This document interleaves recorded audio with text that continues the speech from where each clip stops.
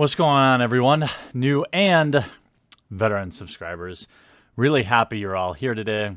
This channel is growing exclusively because of all the hard work of all of you, continuing to share the videos and keeping me inspired with your kind words in the comments, even if I'm a degenerate and have Beats headphones. Although I assure you, at 10,000 subscribers, I will buy a regular pair of headphones. Now, I don't know why I have such a strong opinion on this, but I think it's because I bear some fandom for Cory Feldman, and I also bear some repulsion to selling truth for cash. I don't think there's been anyone in history, including my cat Colt, who has ever sold truth for cash. I can't think of a time that's ever worked out for somebody, and which it wasn't a scam. So I'm always very leery of anybody who either refers to their opinion as truth in books or in blogs or in videos. Not that they're always incorrect, but it's just always a concern of mine. It's a red flag raiser. And, you know, so it's kind of the perfect combination of something that I would have an opinion on.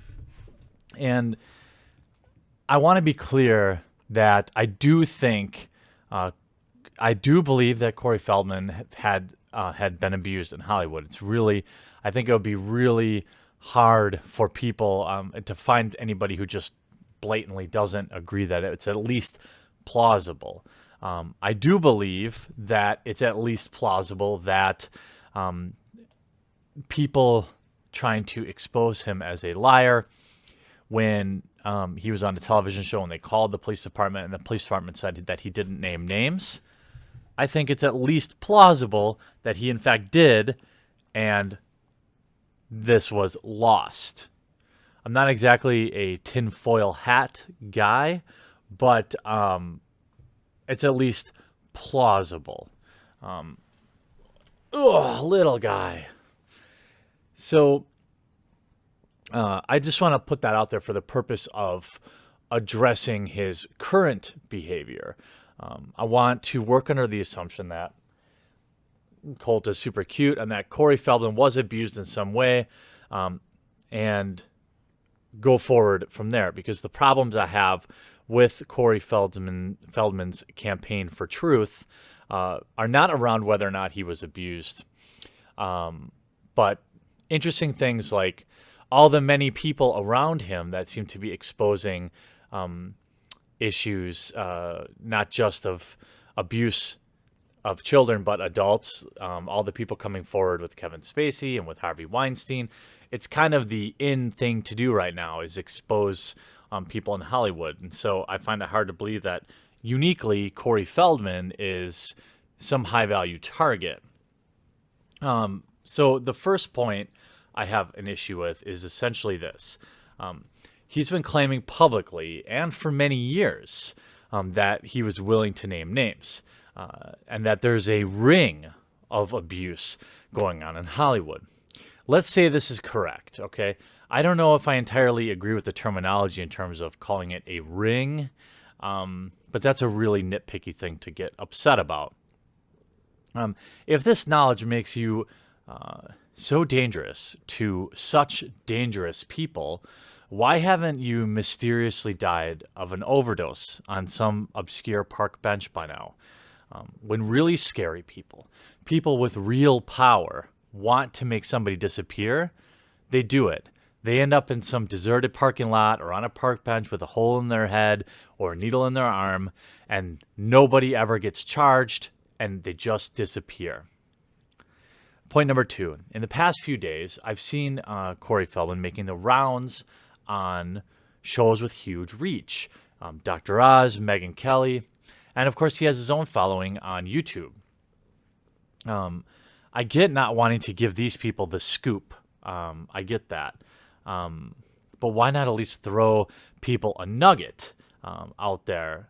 It's starting to look, in my opinion, that this is the career path Cory Feldman wants to be on. He wants to be a victim and not a hero. And this isn't to blame him, because certainly whatever he went through when he was young has damaged him in some way. That is undeniable. Point 3. So you've claimed to need funding for personal protection, lawyers, and things of that nature. But every day, more and more people are exposing these types of abuse. Lawyers are coming out offering to do pro bono work for you.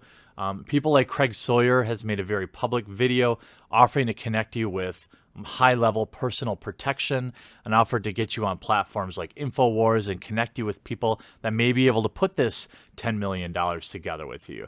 There are clearly people out there begging to help you. And from what I've seen now, you haven't taken anybody up on that. And that, to me, is very confusing. Point number 4 is more about the amount of money you're requesting. $10 million. A number, no doubt, a lot less than what a Hollywood feature film would cost. But on your Indiegogo, there's but 400 words explaining what you're going to need this money for, and none of them really describe anything about what you need to, how you came up with this $10 million number. It seems like it's just completely made up to me. I've done many GoFundMes and Kickstarters. And in fact, in my day job as a search marketing agency, we've helped clients do Kickstarters and Indiegogos. And my advice to them, and not all of them get funded, but the ones that give the most amount of detail about how they arrive to the number that they're asking for always succeed better than the ones that don't. If you're going to ask for $10 million, it seems like you'd want to provide an absurd amount of data. What kind of cameras do you need? What kind of lawyer fees are you estimating? What kind of sound equipment do you need? How much travel do you need? Show us that you've actually thought this number through. And I think I would have been more convinced. But the fact that it's just $10 million, it's like Dr. Evil being like, $10 million. That's not really Dr. Evil. That's more like a Roger from American Dad impression. But point 5, too, and this is my opinion, the absolute biggest red flag, is that even more than anything I've listed up until this point, is a simple check mark in how you built the funding campaign. It's the easiest question to answer when you're doing an Indiegogo campaign or a Kickstarter, and that's the funding type. There's either fixed funding, which means you get no money and the people don't get charged unless you reach the goal. These are the type of campaigns that most often reach successful funding because people have much less risk to back you. And then there's flex funding, which means no matter what happens, the person running the campaign gets that money, okay? So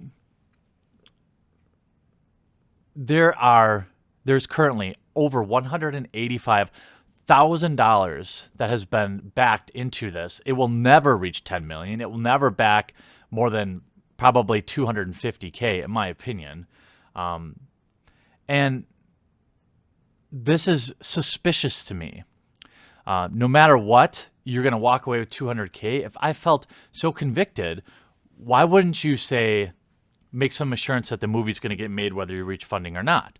Or make some assurance that, by using fixed funding, that you don't need, or that you'll give the money back if you don't reach the funding. And the incentives to back are absurd. Why doesn't, I backed Broken Lizard's sequel to Super Troopers, and you know what you got? You got awesome perks to attend the movie, DVD copies, things like this, an option to hang out with the crew. You're selling a signed copy of a CD, something that literally only your super fans would want. It's very curious. You're expecting people to put up $10 million and wait over a year till next December and then charge them again for a copy of the movie. This does not check out to me. I could see you doing pre-sales for tickets or something along those lines, but this is very fishy to me. And look, I know there are some people out there, conspiracy theorists, who think he's actually being put out there as a distraction to distract away from the Harvey Weinstein stuff. And now you've got the Kevin Spacey stuff out there. I don't know. I don't wear that deep of a tinfoil hat, but I don't judge you if you do, because who the heck knows? Stranger things certainly have happened. In summary, though, I do believe Cory Feldman was abused. I believe strongly that this abuse, when combined with the meat grinder that is Hollywood for a child star, has left him a broken man. I genuinely feel bad for him. I think he's paralyzed by paranoia. If you watch his Indiegogo video, he looks extraordinarily paranoid. I tried not to read too much into his video because he's an actor. I mean, I don't know if I'm getting fooled, right? But he at least wants me to think that he's paranoid. He tells stories about trying to get run down in the street and all this stuff. Okay? In many ways, his abusers continue to haunt him.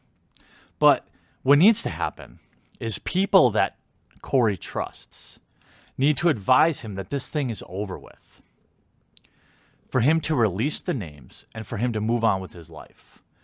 The longer he waits, the less likely people will be, one, to believe him, and two, to continue to support him. And more concerning is if these people are truly active abusers, like he says, the longer he waits, the more people that they would continue to victimize. And this is not okay. This is knowledge that he's claimed to have for many, many years. So he's carrying with him, the knowledge that more people continue to be abused, and I'm not okay with that. I think most people know that the information he has is not as damning as he says. If people on the inside knew that the information was really that bad, do you think Megyn Kelly and Dr. Oz would have given him a platform? No. They're not afraid of Cory Feldman. They're not afraid of what he knows. And now he did release someone's name today, a relative nobody who was in 2 films, I think, in the 80s. That's not to diminish what he allegedly did to Cory. I'm just saying this is not the head of some studio. This is not newsworthy. This is not $10 million movie worthy. That's not to diminish from the crime that was committed against you, Cory, and I feel bad for you. But I think he's being victimized by his supporters. People are not giving him good advice. And what this really looks like, Cory, is that you're continuing to bilk your strongest supporters. You're more interested in bilking your strongest supporters and increasing your celebrity and going on TV shows than actually exposing abusers and to protect children in Hollywood. I definitely can't back this type of campaign with any confidence whatsoever. It's really concerning to me that 4,000 people have already given him almost $200,000, $200,000 of which will go in his pocket regardless if he makes this movie or not. Okay? This is addict behavior, in my opinion. I don't want to... I have no evidence that he's on drugs, but maybe he's addicted to the paranoia. Or he's addicted to being a victim. I'm not entirely sure what's going on here, but I don't think Cory Feldman is doing anybody any favors by continuing to profit off other children getting abused. I think Cory can redeem himself, though, if he would just release the names and stop looking like he's trying to profit on this. Make the movie afterwards. I'll gladly buy a ticket.